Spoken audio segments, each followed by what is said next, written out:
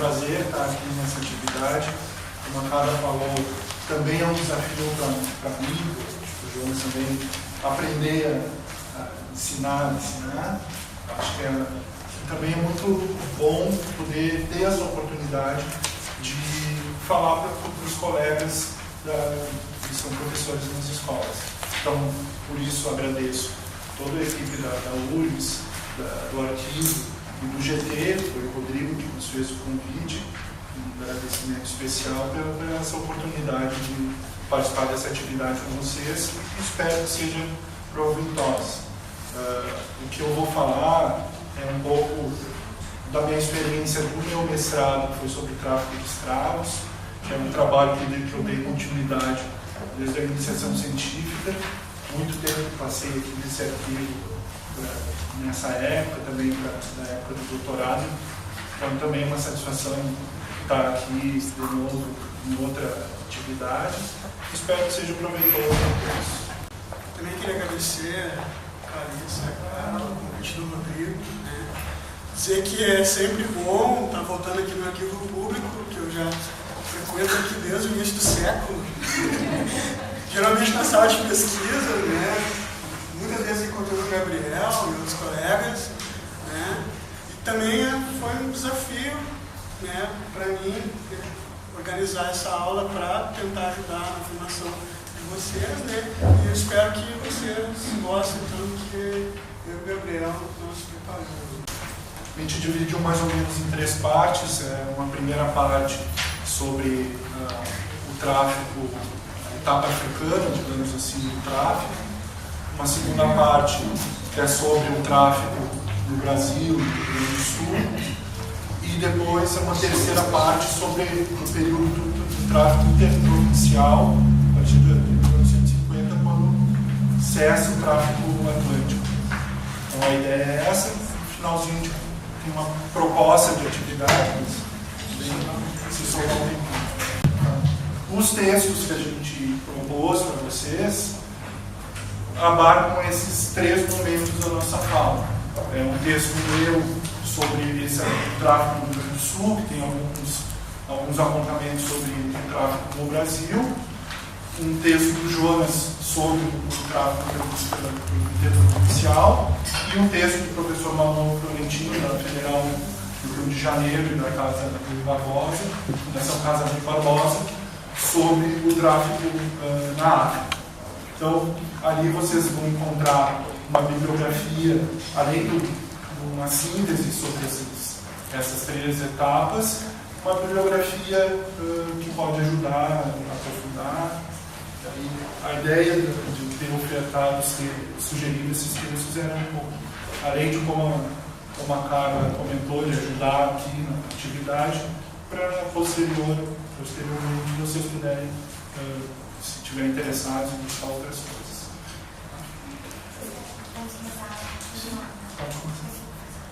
Bom, a ideia primeiro então é falar como se organiza o tráfico de escravos. Em primeiro lugar, a navegação do Atlântico, ela se dá entre os séculos XV e o século XVI. A experiência que os europeus acumularam na navegação do norte da Europa, do Oceano Índico, Mediterrâneo, foi fundamental para a exploração, no primeiro momento, da costa ocidental da África, e essa experiência permitiu que se chegasse então ao Novo Mundo, as Ilhas Atlânticas, a Ilha da Madeira, as Ilhas dos Açores e as Ilhas do Caribe e depois as Américas. É interessante chamar a atenção que essa navegação ela não ocorria então sem planejamento.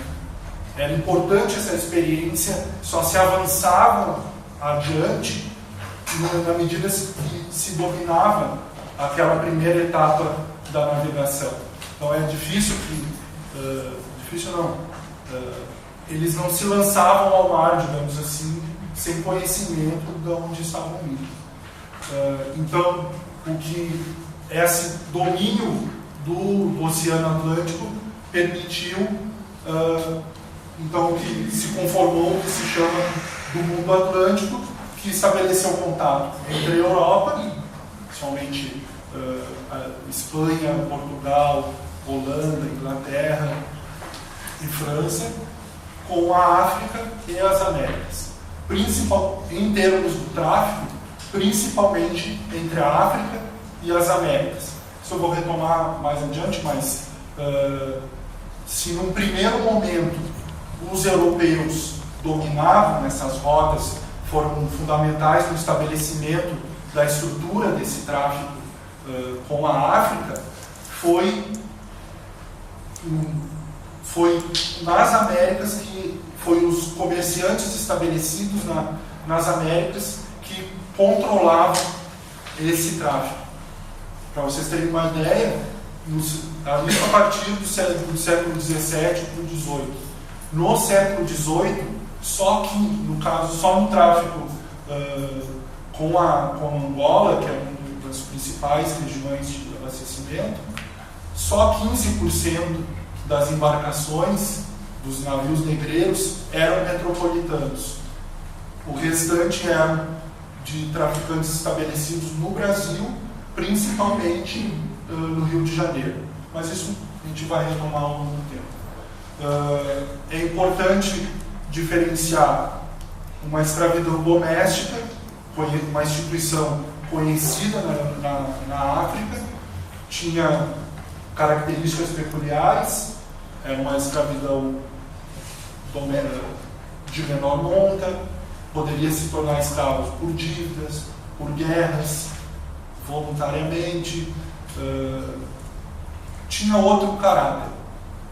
É diferente do tráfico mercantil, que é quando os colonizadores europeus chegam e passam a escravizar os africanos e trazer para as Américas. Alguns autores chamam de escravidão de linhagem também, por exemplo, escravidão na África, né? Tinha possibilidades, por exemplo, dos escravos se incorporarem à família dos seus senhores e seus descendentes já nem serem mais vistos como escravos, por exemplo, em determinados povos africanos, que é totalmente diferente do que vai acontecer, por exemplo, na América, que é o que o Gabriel vai explicar agora. O texto do professor Manolo Florentino, ele chama atenção para esse aspecto. Tem diferenças em cada região da África, mas é uma das características importantes e que diferencia do tráfico mercantil. O problema que ocorre é que o advento do tráfico mercantil, ele não só modifica as características desse tráfico, dessa instituição escravista na África, quanto ele aumenta o volume absurdamente da escravização dentro da África. Então, por isso, isso gera uma desorganização da vida econômica e social da África. Entre as mercadorias que os europeus entregavam para obter escravos na África, tinham armamentos e cavalos. Isso dá uma força militar importante. Então, quanto mais cavalos e animais eles tinham, mais condições de arrecadar mais escravos, trazer mais escravos, atendendo a demanda europeia no litoral. Se tem mais escravos, se entrega mais escravos, sem mais armas, aumenta a capacidade de adquirir mais escravos. Então, é quase um círculo vicioso que ele é, como o professor Manolo Florentino chama a atenção, ele é controlado por essa demanda nas Américas por mão de obra. E além disso, esse aspecto da desorganização social que gera, então as guerras que eram pontuais ou que respeitavam determinadas tradições, elas passam a entrar em guerra com povos, tentar dominar povos inimigos por causa do tráfico, não por demandas internas. O tráfico exige uma maior quantidade de escravos atendida dessa forma. É isso que o Manuel Florentino explica no texto.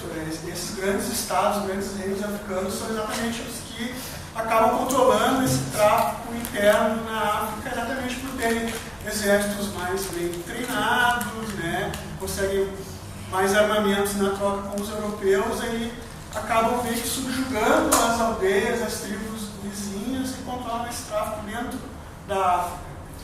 Talvez um aspecto a ser destacado nesse sentido, talvez pudéssemos dizer que as populações que viviam na África se tornam africanas nas Américas. Lá eles não se reconheciam como africanos, se reconheciam como membros da sua etnia, de determinado reino. Então essa ideia de africano é uma formulação colonial. Por isso que é incorreto afirmar africanos escravizando africanos, né? O professor José Iver Macedo até indica esse livro, professor de História da África da URGS, tá? Ele fala, não tinha essa ideia de uma identidade africana nesse período, né? Eles escravizavam os inimigos. Não tinha uma identidade, nós somos africanos, né? Que é como o Gabriel falou, isso vai ser construído na América muito tempo depois. Às vezes se usa um pouco esse discurso, né? Olha, os africanos já escravizavam os africanos, então os europeus não têm culpa disso, porque é totalmente equivocado esse tipo de afirmação. Aqui é só um mapa então para mostrar o que a gente falou então do mundo atlântico. Recife e Salvador, no caso do Brasil, Recife, Salvador e Rio de Janeiro eram os principais portos, eram os que mais negociavam com a África, ainda Belém, no Grão-Pará, lá em cima, que hoje a região amazônica também participava. As ilhas do Caribe, Estados Unidos, que entra um pouco mais tarde nessa rota de tráfego. Querem que apague a luz da frente?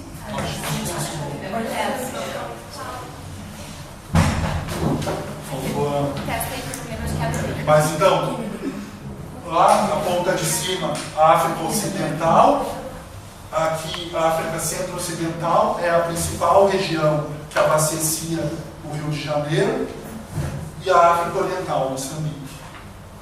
Pode passar. Aqui, rapidamente, isso é um pouco a evolução do tráfico do século XVI e do século XIX. Num primeiro momento, vocês veem que é muito incipiente, então é como está se organizando essa estrutura de tráfico. O século XVIII é o mais denso, que de fato a atividade ganha corpo.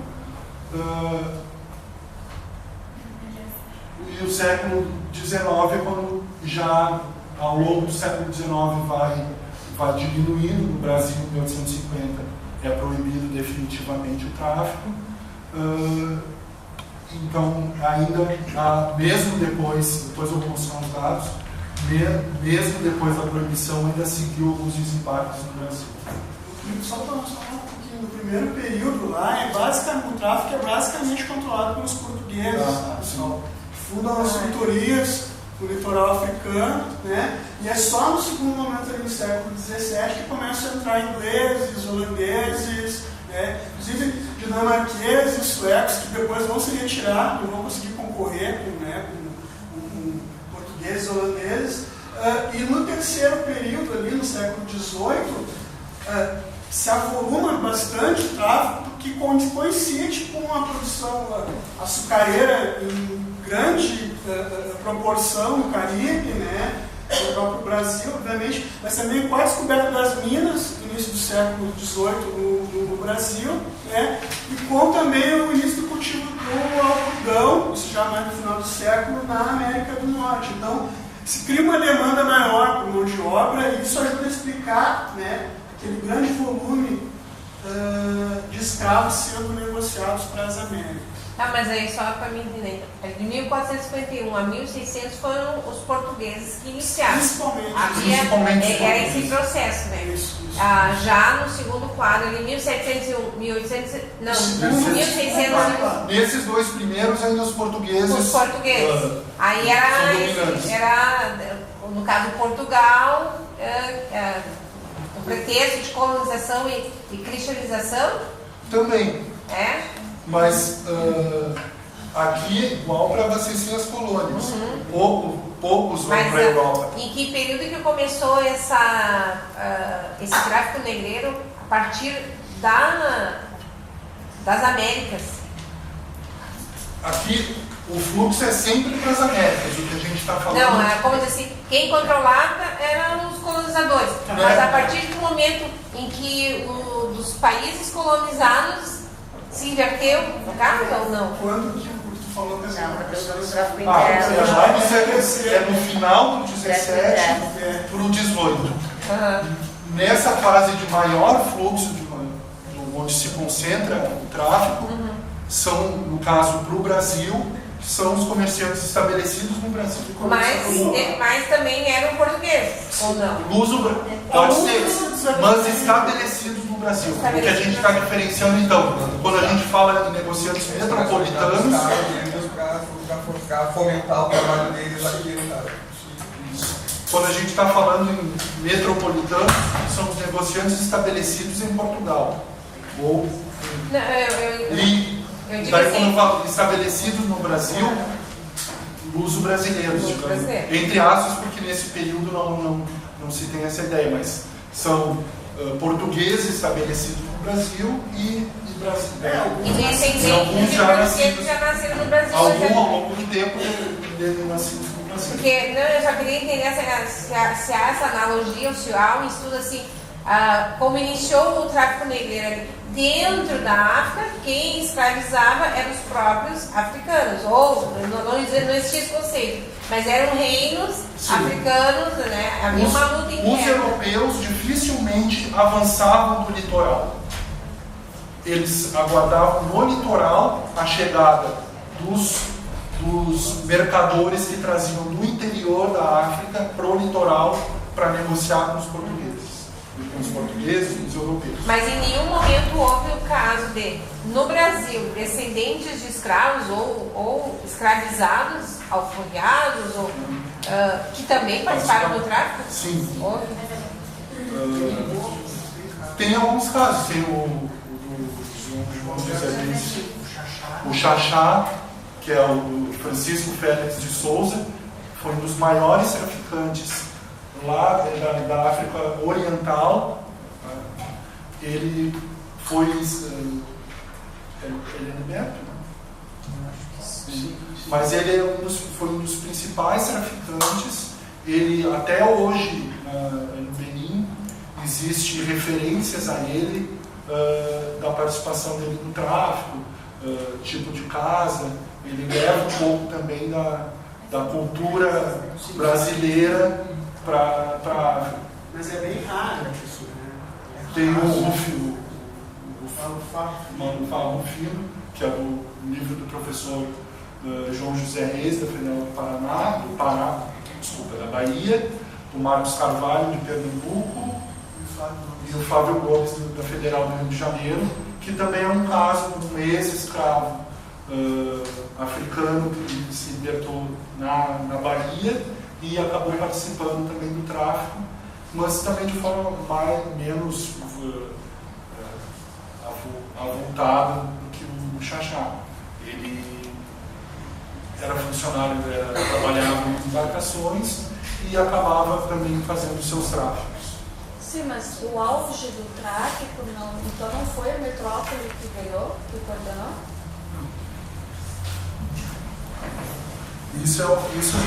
Isso é algo que os estudos mais, pelo menos de final da década de 1990 para cá, tem chamado muita atenção. Meados de uma...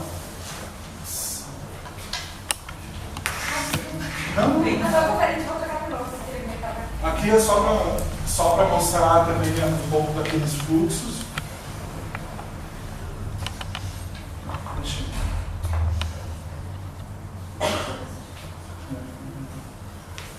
Mas então isso é uma das novidades, digamos assim, que estudos mais recentes têm apontado, da existência de comerciantes, falando do Brasil, comerciantes estabelecidos no Brasil, muitos deles de origem portuguesa, talvez a maior parte de origem portuguesa, mas estabelecidos no Brasil. Embora portugueses, seus interesses estavam na colônia. Eles têm, principalmente no final, a partir de meados do século XVII em diante, cada vez mais eles dominam o comércio do Império Português. O Rio de Janeiro, justamente entre meados do 17 para meados do 18, ele é a principal rota do comércio português. As rotas do comércio português passam pelo Rio de Janeiro e os comerciantes estabelecidos no Rio de Janeiro são os principais agentes desse comércio. Em algum momento se entendeu que é com a vinda da família real em 1808 que esses comerciantes começam a ganhar peso. Mas antes disso, claro, foi um momento importante, mas quando a família real chega no Brasil, já existe um grupo de grandes negociantes, principalmente os estabelecidos no Rio de Janeiro. Primeiro os da Bahia, mas gradativamente perdendo espaço para os do Rio de Janeiro. O grande ponto de inflexão aí foi a descoberta das minas, do ouro nas Minas Gerais. Que antes a sede do governo colonial era em Salvador, a economia girava em torno da produção do açúcar no Nordeste, e com a descoberta das minas, então, a própria sede do governo passa a se transferir para o Rio de Janeiro, começam a surgir esses comerciantes mais ricos e que acabam, então, atuando no tráfico atlântico. Isso ajuda a explicar também um pouco essa questão, né? Que Minas Gerais começa a receber muitos, tanto que no começo do século XIX, Minas Gerais é a província do Brasil que mais tem escravos, por conta desse grande volume de escravos que foram traficados no século XVIII, que aqui no gráfico que a gente mostrava antes. Claro, os metropolitanos ganharam, mas não diretamente no tráfico, porque esses negociantes estabelecidos no Brasil, eles que levavam as mercadorias, o açúcar, o café, o ouro e outras mercadorias, levavam para a Europa. A atuação desses comerciantes era restrita ao Império Português. Do Império Português para fora, os metropolitanos tinham mais peso. Mas essa etapa, colônia, metrópole, os comerciantes estabelecidos na colônia eram predominantes e parte dos rendimentos ficavam na colônia. Serviam para reproduzir essa estrutura de tráfico, estrutura econômica da colônia. Até porque se demandava tanto escravo nesse período que não tinha como os comerciantes estabelecidos em Lisboa conseguirem controlar todo o comércio atlântico. Então, os comerciantes estabelecidos no Brasil participavam bastante desse negócio. Acho mais ou menos ele respondeu assim, ó, sabe-se que a Inglaterra, a rainha acabou tornando esses negócios cuidados traficantes, né? Pelo menos é o que se sabe. E existia um vínculo desses comerciantes estabelecidos no Brasil com o governo português, ou era... Sim. Iniciativa privada? Não. Só queria acrescentar a pergunta da colega, outra assim, para explicar como é que o fato de eles serem estabelecidos no Brasil dá a impressão de que os lucros obtidos do comércio eles ficariam interiorizados na colônia e que daí a metrópole ficaria meio a meio. Eu queria que vocês conversassem um pouquinho como foi possível chegar à descoberta de que os comerciantes residentes na colônia tiveram a primazia nesse século XVIII, né? Indo contra aquilo que estava estabelecido e que é mais ou menos senso comum do nosso entendimento da escravidão, a partir especialmente daquela ideia do comércio triangular e do antigo sistema colonial, em que a lógica, o próprio tráfico em si, não só a utilização dos escravos, mas o tráfico em si gerava recursos para acumulação primitiva de capital na metrópole. Isso que vocês estão dizendo é totalmente contrário a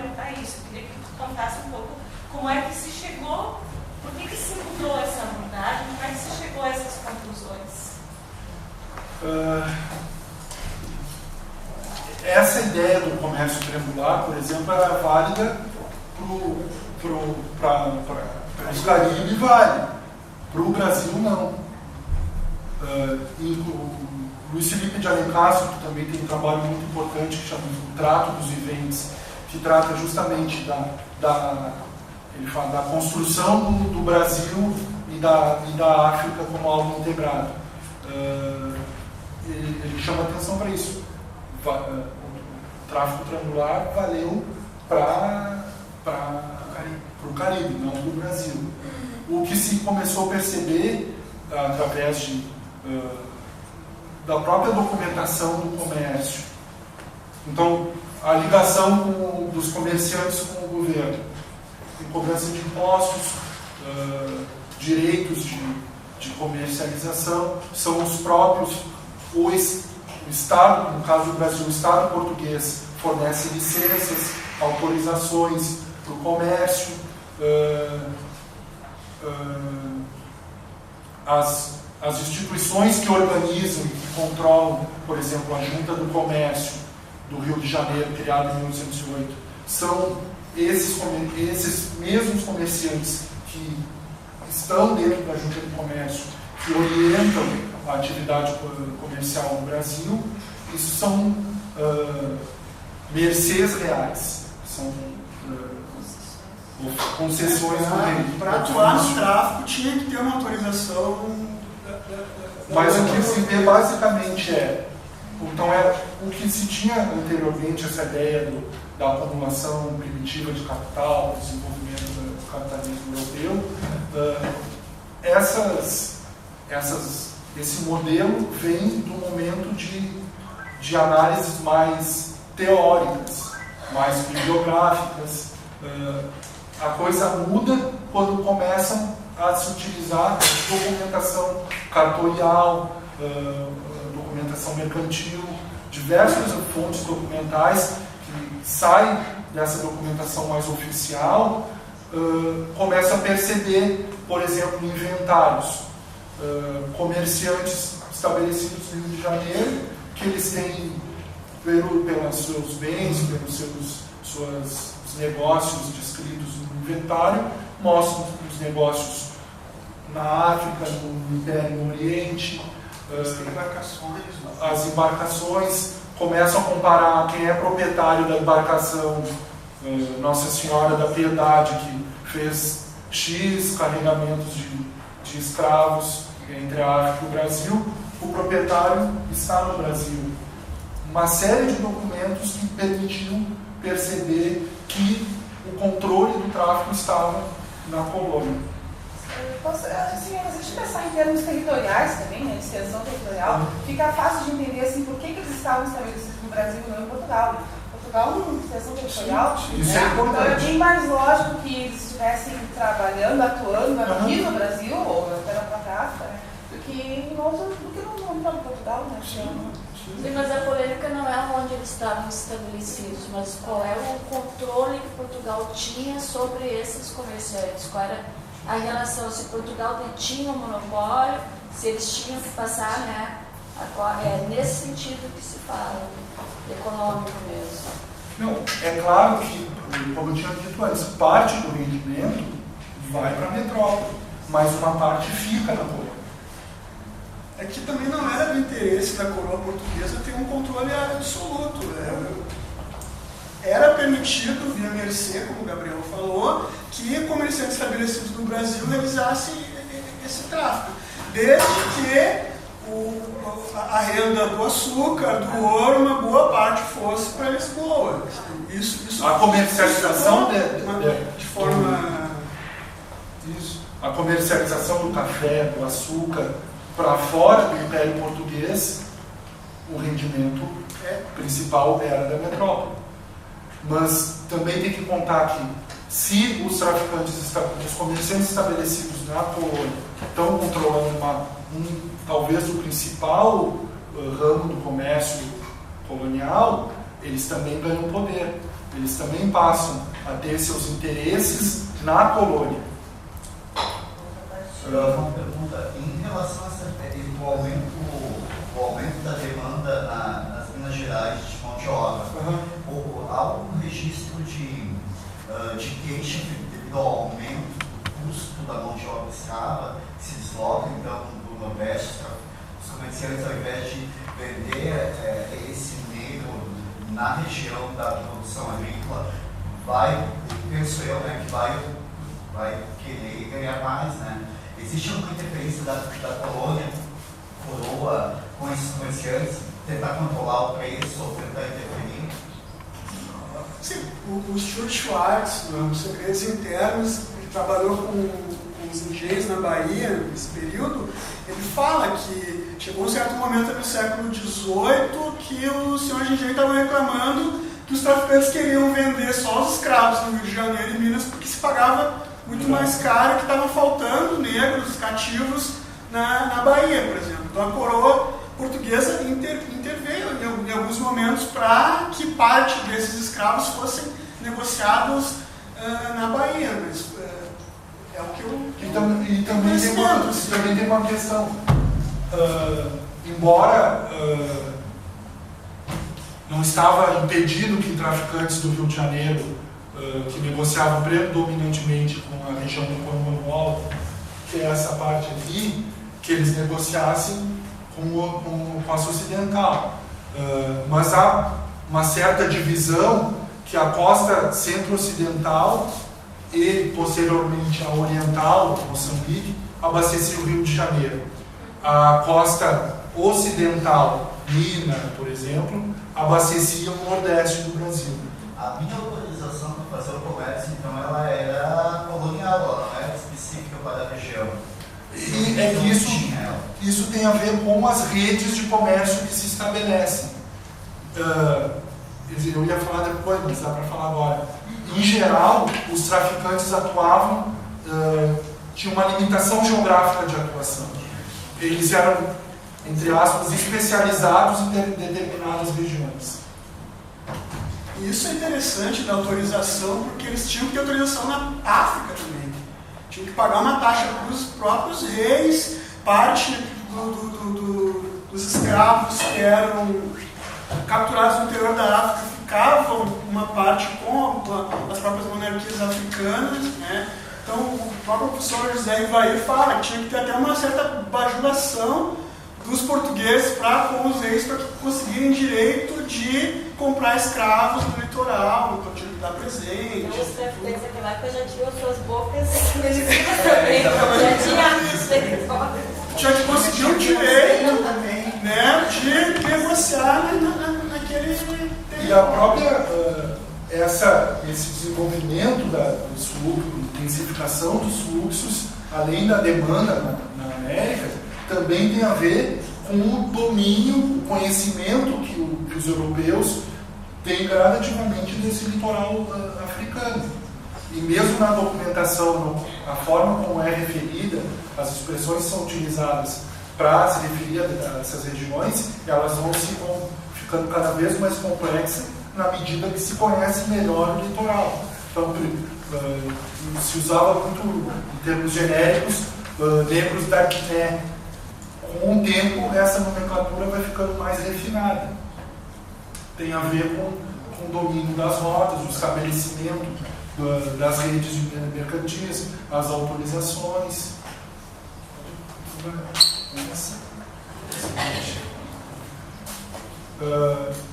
Então, para tentar organizar, entender como funcionava. O tráfico na África, a partir da África, tinha 3 etapas. A primeira etapa, então, é do sertão interior da África para o litoral, até os portos de embarque. Então, como eu tinha falado antes, os portugueses e os demais europeus, ou brasileiros, entre aspas, dificilmente adentravam, os colonizadores, dificilmente adentravam para o interior da África. Eles ficavam nas feitorias, nos fortes. Ao longo do tempo, essas estruturas também vão ficando mais complexas, aguardando a chegada, montar o navio negreiro, digamos assim, para voltar para a América. E isso não a rotina do tráfico é relativamente longa. Não é dia para o outro que se carrega um navio negreiro. É um tempo mais prolongado, se espera diversas mercadores venham ao litoral para negociar com os colonizadores. O Manolo Florentino, inclusive, fala que as embarcações ficavam bastante tempo nos fortes esperando para serem carregadas de escravos, e que isso fez surgir em torno dessas localidades, né, regiões dedicadas à agricultura, exatamente para abastecer, para alimentar essas populações, esses escravos que ficavam esperando, né? Isso gerou uma certa dinâmica, né, isso está em influência relacionado ao que a gente tinha falado no início da transformação da escravidão na África, porque então parte dos escravos eram utilizados para produzir mantimentos, para não só manter os africanos escravizados antes do embarque, mas também para a travessia. Então essa é a primeira etapa. A segunda etapa é justamente a travessia do oceano. A terceira etapa se chama etapa interna do tráfico transatlântico, que é a distribuição desses africanos novos, essa é a expressão utilizada, africanos recém-desembarcados no Brasil são os africanos novos. É a distribuição desses escravos pro litoral ou interior do Brasil. Essa é a terceira perna do tráfico. O que a gente chama, nesse período, de tráfico interno, são os africanos ladinos, ou seja, os africanos que já viviam no Brasil, já tinham aprendido pelo menos algum rudimento da língua portuguesa, já tinham alguma especialização profissional, sócio-profissional, ocupacional, já estavam, entre aspas, adaptados à colônia. Esses eram os africanos ladinos. Então, africanos ladinos e os crioulos, que são os fios nascidos no Brasil, esses compunham o tráfico interno. Então, é diferente, por isso essa diferenciação. Tráfico interno da etapa interna do tráfico atlântico.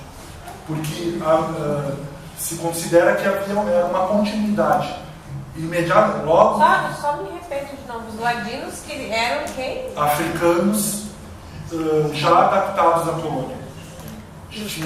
Já sabiam alguma coisa da língua. E aí, claro, o tempo que eles viviam é variado. Os crioulos. Eles que eram comercializados? Sim, isso. Os três grupos eram comercializados. Depois eu vou mostrar alguns dados, mas o grosso... Mas essa palavra comercializado é isso mesmo? Sim, é uma mercadoria. Entre aspas, uma mercadoria humana. Professor, uma situação. Quando sai um território africano, tá? Essa retirada pode também ser em função do domínio de alguma atividade que eles tivessem lá, tipo as comunidades que tinham da questão... Conhecimento que eles já tinham. Os africanos, na região do Congo, Angola, tinham uma experiência de agricultura. E daí eram localizados aqui no Brasil Tem regiões da África especializadas que dominavam a questão dos minérios. E isso foi uma questão que foi Isso colocada... pode ajudar a entender o estabelecimento das normas também. Uma coisa assim, eu sou professora de ensino fundamental, 4 anos, e daí, trabalhando, fui citar a questão do domínio do ouro com eles, e daí eles me perguntaram isso. Eu fui pesquisar e daí a retirada, porque eu falei das civilizações diferentes do continente, e os meus pitocos lá me perguntaram isso. É uma questão que é importante de ser tomado com as crianças, porque cada civilização tinha um domínio, tinha um conhecimento específico da agricultura, a questão da cana, daí eu falei... No caso do escravizador, que os colonizadores não entravam na África, eles aguardavam. Então eles tinham pessoas especializadas dentro do continente que apresado. Que iam lá e eles Alguns É uma apresavam encomenda, né, diretamente. na verdade. Outros, Eles buscavam como encomenda. outros negociavam com as lideranças, com os reis, com as lideranças das tribos. Mas a questão era, tipo assim, aí no caso eles procuravam o que eles queriam. Por exemplo, se eu precisava, bom, agora nós estamos numa etapa do minério no Brasil, então nós precisamos buscar os escravos Profissionais mais especializados ou não. eu acho que tinha, poderia entrar esse componente, mas acho que não tão racionalmente assim. Até pela necessidade de urgência e de quantidade. Também tem isso. Conforme vai passando o tempo, chega um momento que interessa ter escravos para Existia esse conhecimento dessas especializações. Como? Existia esse conhecimento dessas especializações. Tanto é que era tipo uma encomenda, eles buscavam específico para aquelas regiões. Tanto é que eles buscam diversas regiões da África para diversas regiões do Brasil. Mas eu acredito que no Brasil chega um determinado momento que a necessidade de escravo é tanta que eles não acabam preferencialmente poderiam ter um interesse mais específico. Daqui a pouco ali especializado para ir aqui ele aprender o ofício. O aumento da demanda no Brasil. Claro que o que talvez seja mais importante, que a experiência que essas pessoas tinham com as técnicas agrícolas, por exemplo, eram importantes para as atividades que eles para adaptação. Tem um historiador americano, Andrew Slater, ele trabalhou com os escravos negociados com o Texas. Ele identificou que tinham escravos em regiões de pecuária na África que sabiam lidar com gado e que eram preferidos para as fazendas de criação de gado nos Estados Unidos. Então, são estudos que ainda estão sendo feitos, né? É bastante difícil. Só que uma questão de conceito, professor, assim, se fala tráfico negreiro, se fala comércio de escravos, mas assim, e numa ideologia, vamos dizer assim, vai trabalhar com a criança, está trabalhando na autoestima da criança, como professor, você vai reproduzir o uso dessa palavra em sala de aula? Esse conceito, ele não vai reforçar um conceito lá no desse século? Como é que a gente pode trabalhar se existe algum conceito que... Acho o mais adequado é conseguir discutir com eles que essa é a nomenclatura utilizada na época. O livro do Luiz Felipe de Alencastro, ele usa uma expressão... Livro de? Luiz Felipe de Alencastro. O trato dos viventes. É uma ambiguidade, porque, especificamente, o trato é um termo genérico para o comércio dos viventes no tráfico de escravos.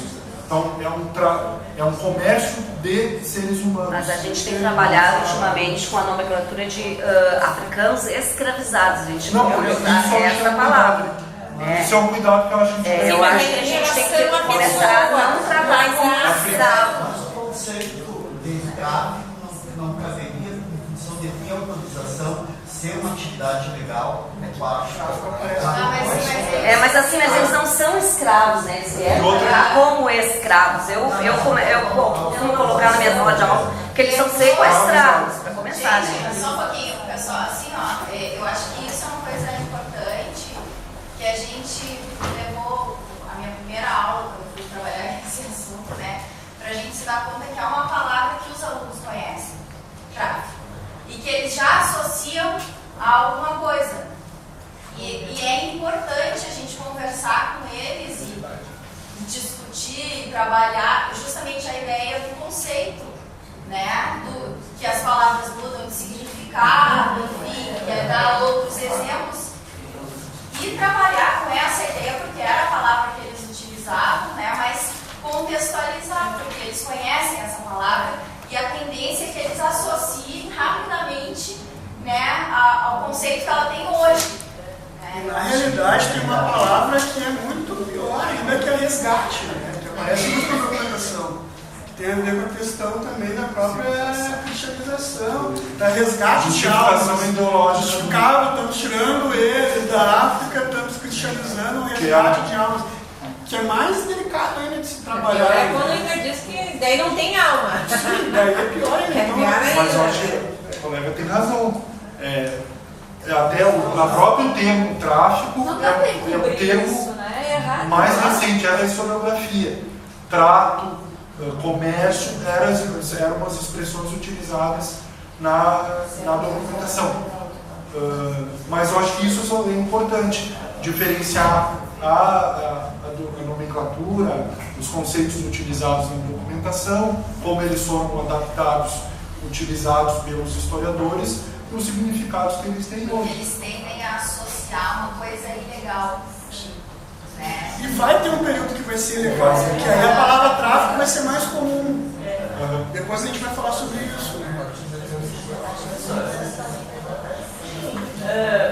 Assim, vamos tentar organizar o nosso pensamento da seguinte forma, uma opinião, tá? Essa questão principalmente, a gente está aqui, os textos são interessantes porque traz uma nova abordagem, uma nova perspectiva, né? Principalmente nessa questão da escravização ou desse rato, desses negros com etnias variadas da África que vêm para o Brasil e se espalham pelo mundo. Mas esse primeiro contexto, assim, com a Lei 10.639, precisamos trabalhar em sala de aula, a questão da afrodescendência, né, a valorização da história da África, esse processo. A grande dificuldade que eu acho para todos nós, professores de história, que dão aulas dentro do ensino médio, ensino fundamental, ensino de base, onde for, nós não temos uma metodologia adequada para trabalhar essas questões na sala de aula. Ou seja, essa discussão que surgiu, como eu vou abordar para a criança pequena lá, chamar ele de negro escravo, e como eu vou abordar no ensino médio a questão do tráfico, eu acho que todas essas questões, eu acho que isso que eu andei vendo os PCNs e eu não encontrei uma maneira de dar aula sobre África e afrodescendentes dentro do ensino médio. E isso é o que eu vim fazer aqui, para ver se eu consigo achar uma maneira de trabalhar. Segunda questão, o nosso currículo escolar, dentro da estrutura do ensino médio, do ensino médio, ele vem numa perspectiva que tu não tem um espaço para trabalhar a questão da africanidade. A questão do afrodescendente, tu não tens no currículo isso, certo? Há uma resistência porque no momento que tu chega no Enem, isso não aparece quase. Ainda há esse preconceito enorme sobre essas questões de africanidade. Eu procuro trabalhar muita relação com o escravo e o pós-escravismo, a questão do cotidiano. Eu sou lá de Taquara, eu sou daqui de Porto Alegre, mas trabalho lá. Eu procuro trabalhar a questão do cotidiano de uma colônia germânica. O cotidiano negro de uma colônia germânica. Isso é um conflito, assim, tremendo. Né? Mas, assim, o que falta para nós, professores de história, para trabalhar a questão da afrodescendência e a história da África dentro da sala de aula do ensino médio e do ensino fundamental, nós não temos uma metodologia adequada para isso, ou uma pedagogia adequada para as aulas de história. Nós todos sabemos dar aula, mas quando chega em certos momentos a gente não sabe como fazer a abordagem correta para prover uma equiparação de conhecimento sobre essas duas questões. Então eu acho muito válida essa discussão, quando a colega falou da representação da palavra, do tráfico, que infelizmente assola na sociedade de tal maneira. Outra questão também assim, nós historiadores, professores de história, nós temos que nos posicionar no primeiro momento lá dentro da história para nós podermos entender como aquilo aconteceu lá. Se nós pegarmos os nossos valores, os nossos conceitos atuais para tentar entender aquilo lá, vai haver um conflito de ideias muito grande.